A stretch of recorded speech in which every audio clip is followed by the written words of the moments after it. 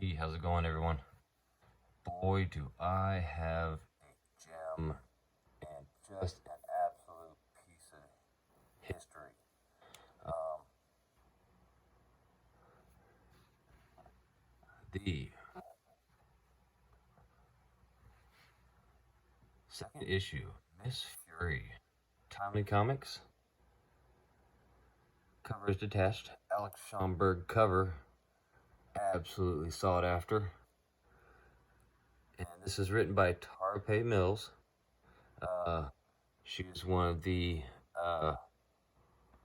just the first ever female artists, writers. She did it all in the comics, and she's one of the first women in comics to completely uh, write and draw her book completely.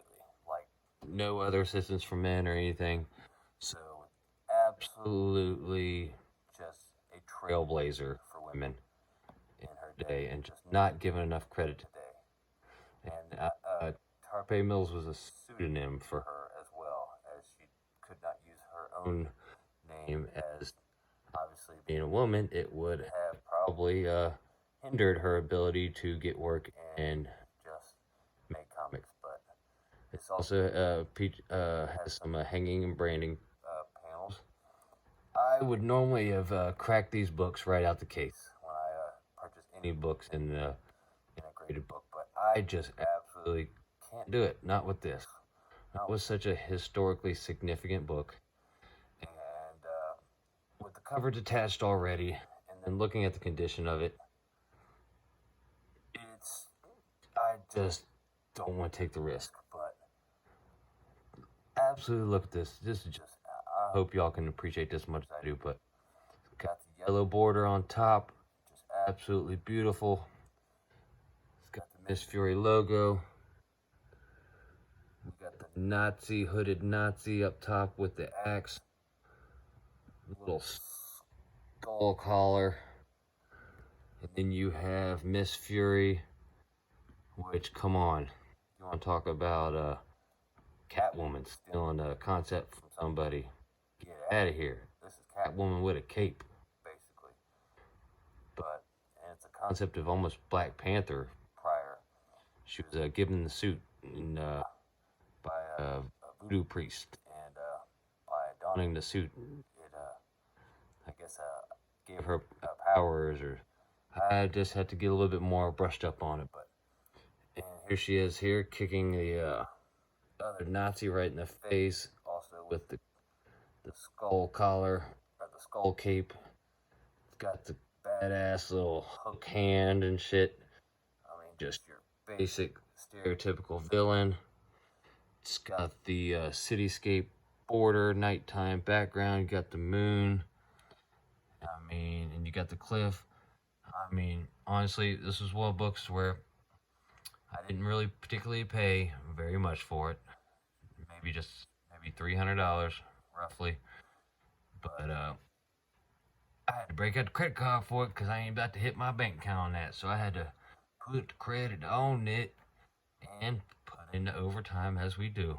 Because it's what you do when you don't want to have your monies affect your shit. But this is a situation to where I really couldn't. There was two books too, and the one was $10 cheaper than this one, and I actually tried to get the other one, but of course he had it was already sold out.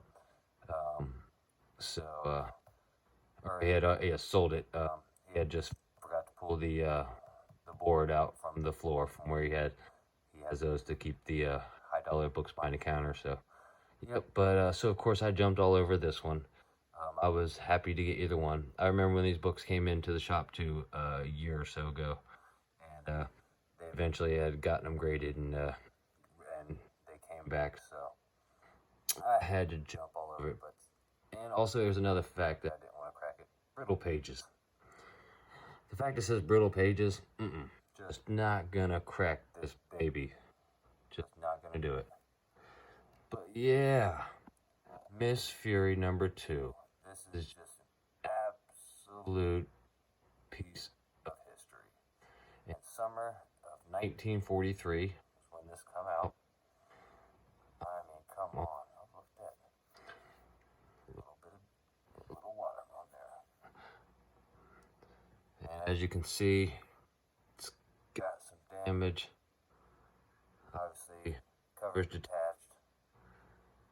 But obviously, there are chunks there missing out.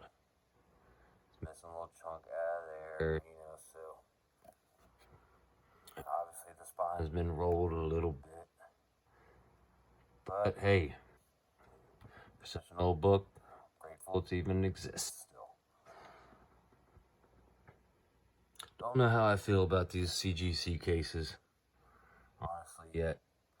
Especially with this here sleeve that basically sets, the comic sets into, the way it basically tucks onto the corner there, and it just sets. I just question whether or not that could potentially damage it over time.